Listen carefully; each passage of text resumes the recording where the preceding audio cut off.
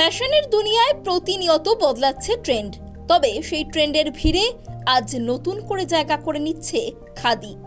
শুধু পোশাক নয়, খাদি আজ ভারতীয় ঐতিহ্য, স্বনির্ভরতা এবং দেশীয় কারুশিল্পের এক অনন্য পরিচয়।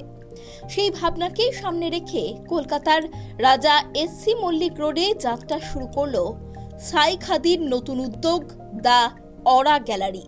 উদ্বোধনী অনুষ্ঠানে উপস্থিত ছিলেন অভিনেত্রী সোনালী চৌধুরী এবং অভিনেতা অভ্রজিৎ চক্রবর্তী। সোনালী, পুজোর কি কেনাকাটা শুরু হয়ে গেছে? না, একদমই এখনো শুরু হয়নি, শুরু হবে। আচ্ছা, এবারে পুজোর স্পেশালটা কি? পুজোয় তো সবসময় কিছু না কিছু স্পেশাল থাকে, তবে এবার এখন আমার ছেলের জন্য এক্সট্রা করে কেনাকাটা করতে হয়, সেটা একটা নতুন কেনাকাটা। আচ্ছা, এই যে শোরুমে মূলত খাদি, তাঁত এই ধরনের হস্তশিল্পের গুরুত্ব দেওয়া হয়েছে, তো এটা নিয়ে কি বলবো?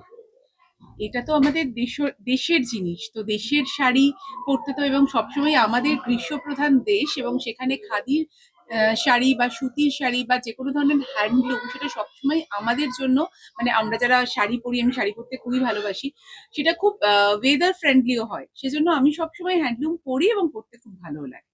পাঞ্জাবি আমার বরাবরই খুব পছন্দের একটা পোশাক বলতে পারে।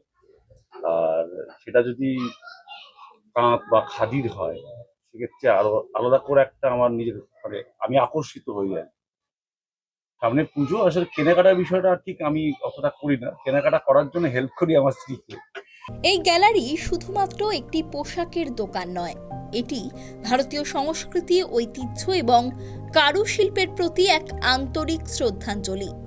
সংস্থার মূল লক্ষ্য হল ভারতীয় ঐতিহ্যবাহী পোশাককে জনপ্রিয় করে তোলা এবং দেশের বিভিন্ন প্রান্তের তাঁতি ও কারিগরদের হাতে তৈরি শিল্পকর্মকে যথাযথ মর্যাদা দেয়া। প্রতিষ্ঠানের মূল বার্তা, সাময়িক ফ্যাশনের পরিবর্তে ভারতীয় ঐতিহ্য ও স্বদেশি বস্ত্রকেই অগ্রাধিকার দেয়া। ভারতীয় হস্ততাঁত, খাদি ও ঐতিহ্যবাহী পোশাককে নতুন প্রজন্মের কাছে পৌঁছে দেওয়ার পাশাপাশি স্বদেশি শিল্প ও কারিগরদের অর্থনৈতিকভাবে আরও শক্তিশালী করে তোলার লক্ষ্য নিয়েই এই নতুন পথ চলা শুরু করেছে সংস্থা। Bureau report, KTV Bangla.